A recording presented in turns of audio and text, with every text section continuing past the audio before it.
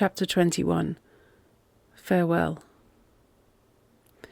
There was no shutting out from Hugh's room after that day.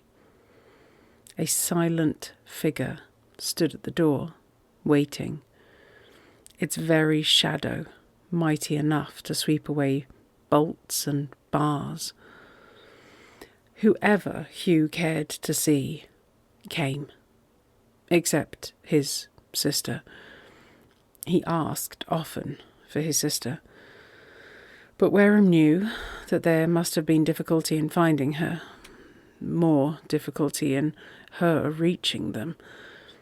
Besides, Sir Michael's health was very precarious, and a telegram had mentioned increased illness. Hugh listened and apparently understood, but weakness prevented his brain from grasping it except for a few minutes. When he wondered now, it was feebly. Spite of persuasions, Anne went no more on the yacht. More than once Wareham found her on the landing, outside Hugh's room, her face drawn, her eyes red-lidded. She flung him imploring glances, yet he fancied that when a call drew her inside, she went reluctantly and came out quickly. Once she cried to Wareham, "This is dreadful." "As gentle as it can be," he answered. "Don't talk of gentleness. It is horrible, inexorable, to see him lying there, a grey shadow, when he used to be so splendidly living. It was that magnificent vitality of his which gave him his power. When he liked, he could dominate. I am pagan, if you will. Death, the friend. Not it. Death is the enemy, the hateful enemy, and we all tremble before him, like cowards." She flung back her head, and her red eyes looked defiantly at Wareham. He said, "I am not a priest." "No. But you are a man. Say what you feel." "Enemy, then?" "Yes." "Conqueror? No." "Ugh!" She flung out her hands impatiently. "You are like the rest. What do you know?" "You tell me that is the end." He pointed to the door. "I see in it a beginning. The power of an endless life. If hope were a phantom, it would fade before the face of death. Instead, it strengthens. A great yearning looked at him from her soul, through her sad eyes. He had never before seen such a look. She turned away. As she went down the stairs, she said hurriedly, "Call me, if I am wanted." Then she came back a step or two. "Not unless I am wanted, mind." He took this as a further hint that she dreaded these visits to the sick room and would avoid them when possible. As it fell out, she never went again. Hugh drifted into a semi-conscious state, the presence of Wareham appearing to give him a certain satisfaction, but no desire strong enough to require expression. Doctors, nurses, chaplain, friends watched. Wareham wrote to his father. He does not suffer. I do not think he wishes for anything. If I mention your name to him, he smiles, but makes no attempt to speak more than an occasional disjointed word. The people here would do anything for us. His illness has confirmed my idea that the Norwegians are among the kindest people in the world, and the least mercenary. Comfort yourself with the thought that he could not have been better cared for, even in his own home, than here with strangers. But I know what you are feeling. If only I could have seen him. More than once he has asked for his sister. He accepts, however, all that we tell him of the difficulties of getting here. Indeed, nothing appears to disturb him.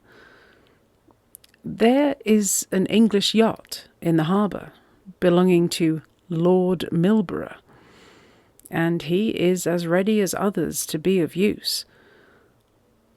You will want a word as to Miss Dalrymple, for whom, I know, you have no kindly feeling. You would retract if you saw her now. I am sure she suffers. Whether she ever really loved Hugh, I cannot tell. Had she... But it is impossible to theorize. I am also sure that she liked him, and he is happy in the conviction that he would have won her. This parting is quite without the bitterness of the first. She is at hand to see him if he desires it, and this, though the friend she is with is urgent to return to England. I am writing my letter in Hugh's room, where there is something already of extraordinary peace. If the borderland of death were always so restful, it seems to me that half our dread would vanish. An hour later.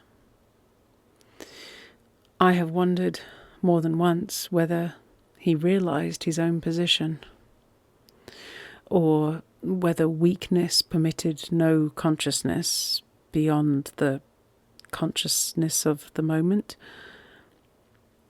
But he has just asked that he might be taken home.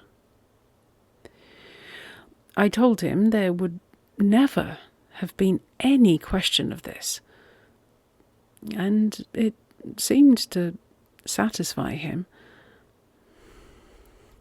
My letter cannot go before tomorrow, and by that time I may have more to add."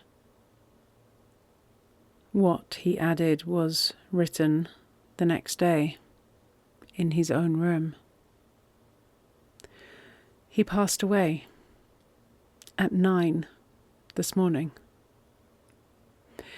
The peace of which I wrote to you has not been broken, and dying seemed as natural and simple an act as living. I feel that you will long to be told about the hours before, yet there is nothing for words. It was like a hand slackening its hold in quiet sleep, and no more. I was with him throughout the night, and of course always one of the nurses, but I do not think he recognized either of us for many hours before his death.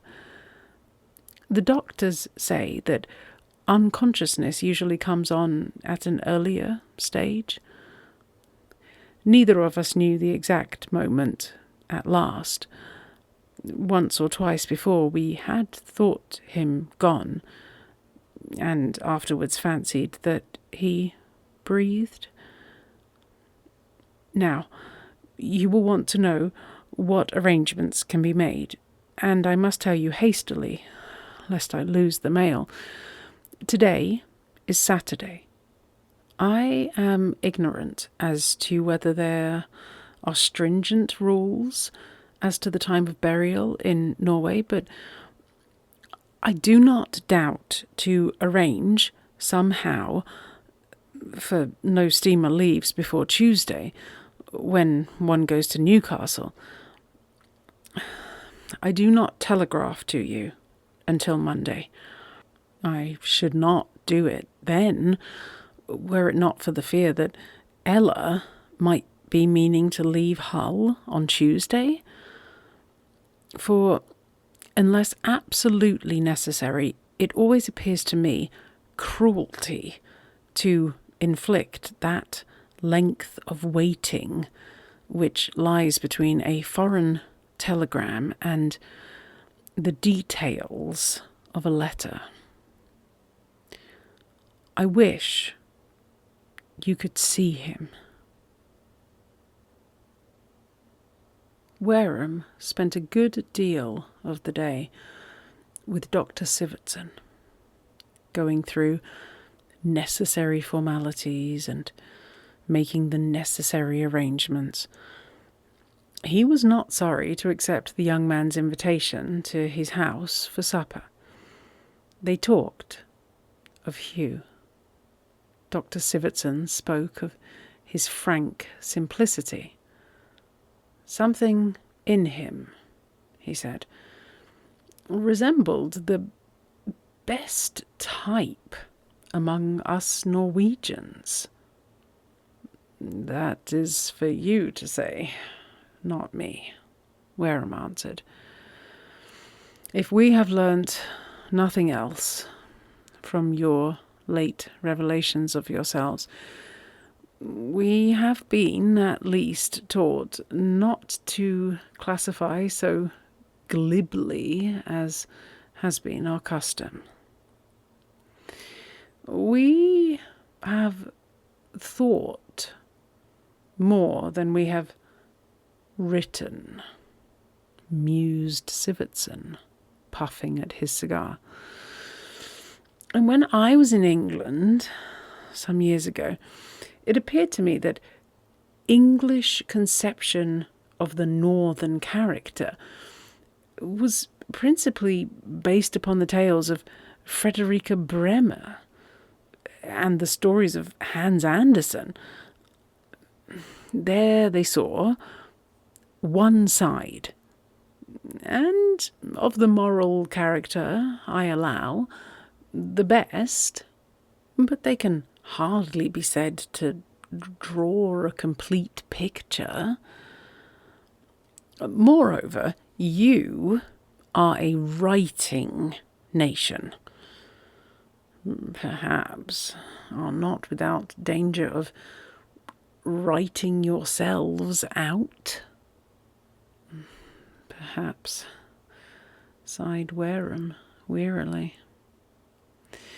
We have the charm you thirst for. Novelty. Novelty stands with you for originality, especially when united to daring, which you have never lacked. In action. Of old, our habit was to send the deed before the word. We are changing. I do not say it is for the better, but I dare say we offer greater interest to the world. Your young English lady is of quite another type from Mr. Forbes. Miss Dalrymple? Asked Wareham with curiosity. I hardly knew you had seen her. Yes. I was interested, understanding from Dr. Scott that she was to marry him. Was that so? Hardly. It might have been so in time. It surprised me. She is much more modern, much more subtle. Is she greatly grieved? I cannot tell you. Probably I shall know tonight. He rose. The young doctor walked with him as far as the head of the harbour. Lights twinkled here and there. People strolled about. And Wareham was, perforce, reminded of that evening in Stavanger, of Millie's pleasure, of what now seemed like the beginning of all things, for what is the day when a man first sees the woman he loves, but to him the day of creation? He walked slowly. No need to hurry back. No one was waiting. No night watch lay before him. Dr. Scott had hurriedly packed and got off by the Hull steamer, taking the English nurse with him. Wareham felt that he must see the others and hear from them their plans. Colonel Martin was the only one he had spoken with, and he had said they would at any rate make no movement that day. As Wareham came near the inn, a party of gentlemen turned out and came towards them, and an instinct of avoidance thrust him into the door of a shop. There he waited until they had passed. What gratitude it was necessary to express, he had a preference for enclosing in a letter. Laughter broke out as they came near. Sir Walter spoke in a drawl. "Clear deck for Mill at last. Worth waiting for, eh, Burnby?" "You're an unfeeling dog," muttered Lord Milborough. Wareham, within, saw that he alone was not smiling. "Wants condolences," was all that reached Wareham's ears, with a retreating laugh. He felt angry that even so much had been forced upon him. There was nothing astonishing in the words.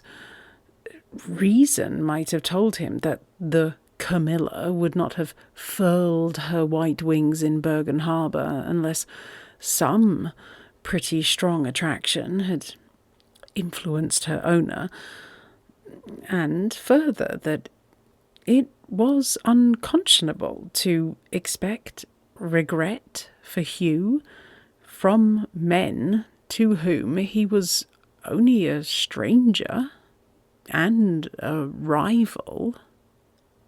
But many people, perhaps unconsciously, embody abstract qualities when they present them to their mind. And Wareham, the most reasonable of men, turned reason into an old woman with a shrewish face and an uplifted finger. There were times when he hated her. He looked into the salon at once, and would have escaped when he beheld only Mrs. Martin. But that young lady had her eye on the door.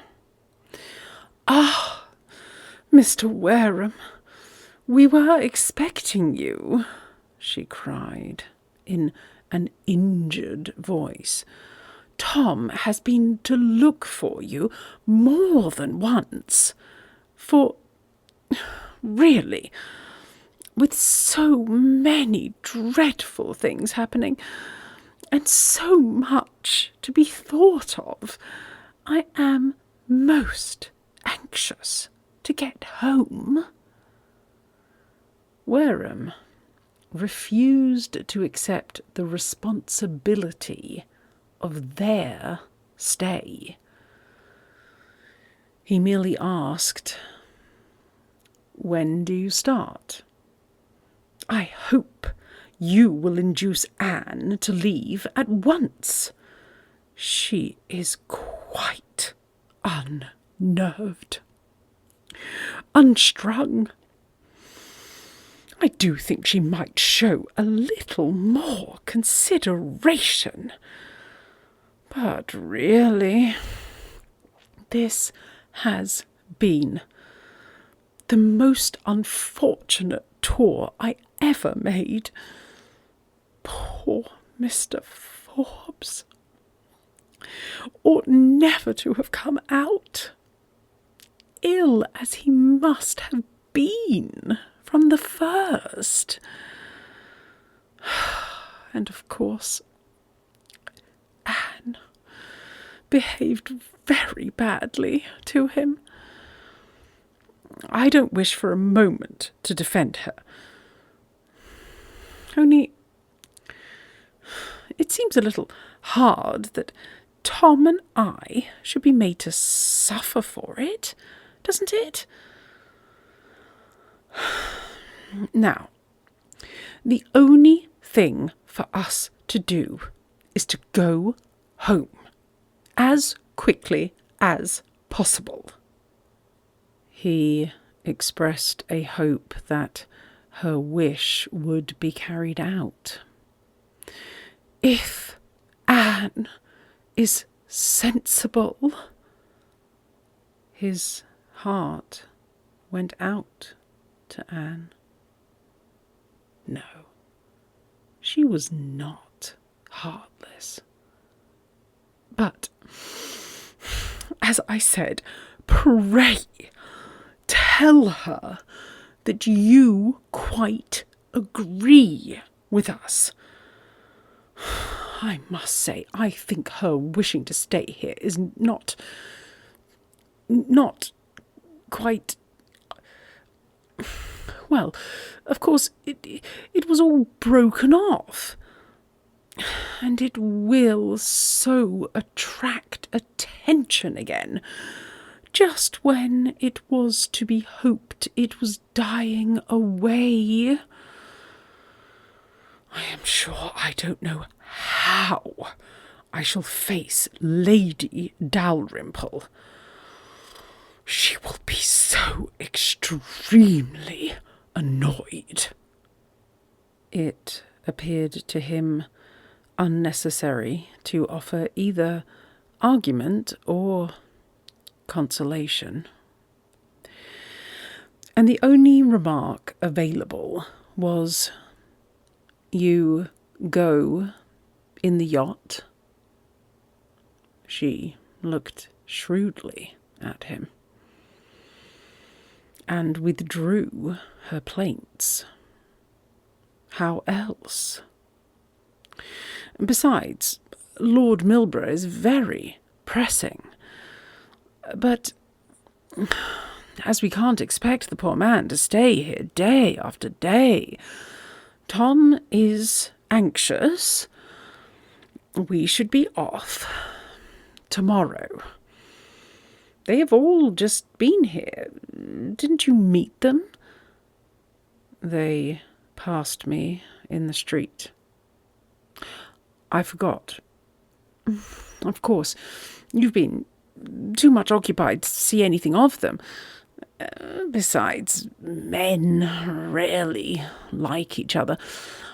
Don't go. Anne will be here in a moment. The comfort that it will be to get back to properly proportioned evenings and late dinners. You really wish to go? Then I will fetch Anne. Remembrance of Hugh made it easy for him to beg her not to do this, with an earnestness which perplexed her, but she was keen to carry her point. "You can't refuse to see a lady, I suppose?" she said, jumping up. "I want you to tell her that she can do you no good by staying. Me? And herself harm. But that..." She rustled out of the room with an air of filling space which belonged to her. Vexed at this special interview, Wareham walked restlessly about the room, turning over fragmentary literature. 2 Germans came in, stared at him, went out again. Then, to his relief, appeared Colonel Martin. His sympathy was unaffected, and Wareham had never liked him so well. But at this moment his merit was the merit of being a third person. "I went to look for you a couple of hours ago," he told Wareham, "thinking I might be of some little use. But you weren't to be found. Sad time, this, for you." "Thank you. It is. But Sivertson has been most useful. And In this country, the officials don't go out of their way to be overbearing, as I have found them in Germany. I believe that everything's arranged. Mrs. Martin talks of your leaving tomorrow. A gleam of unmistakable relief irradiated Colonel Martin's face. He hesitated over his yes, however, and added, "Unless you want anyone?" Wareham hastened to repudiate such a need, looked at his watch, and yawned. "Turn in," Colonel Martin suggested benevolently, and spoke of the wakeful nights the other had spent.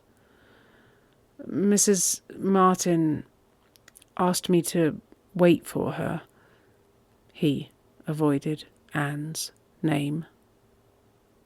"I'll go and hurry her up."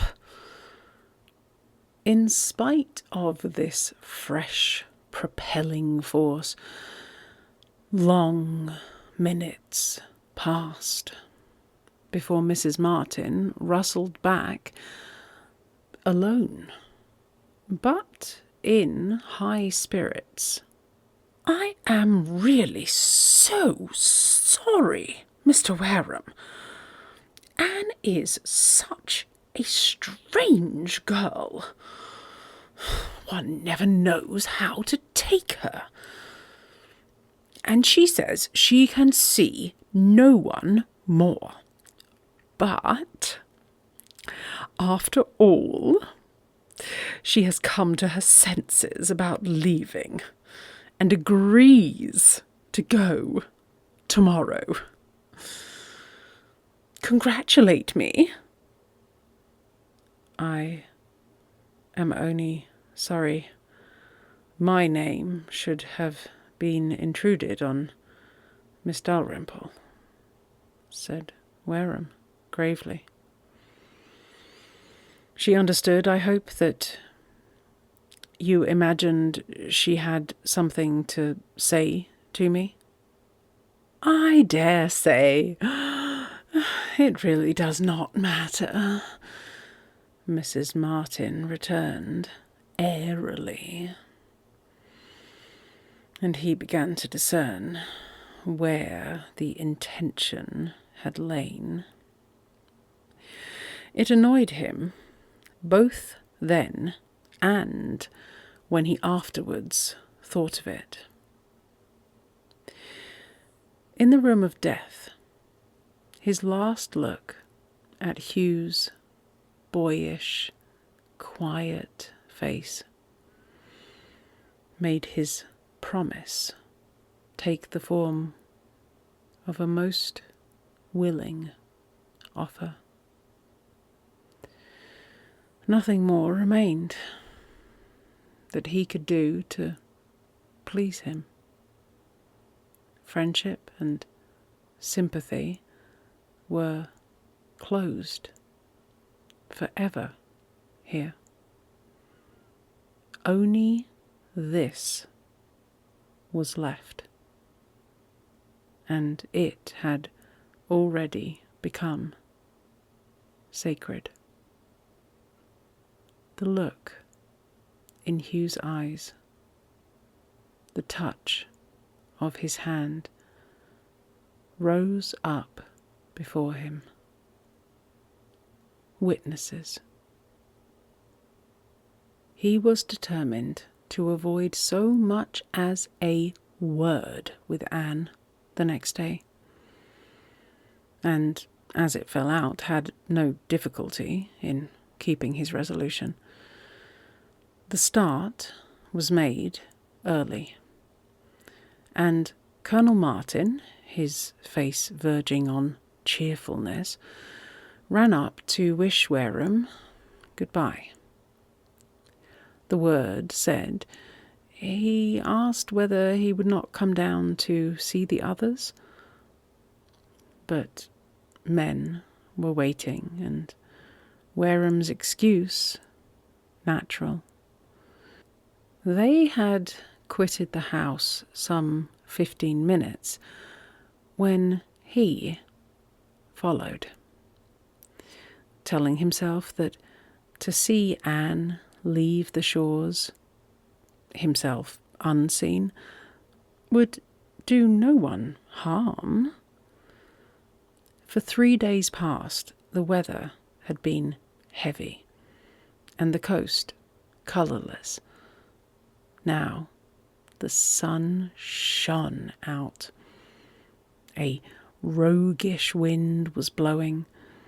The water danced and sparkled, and the yacht looked like some beautiful creature straining to be free.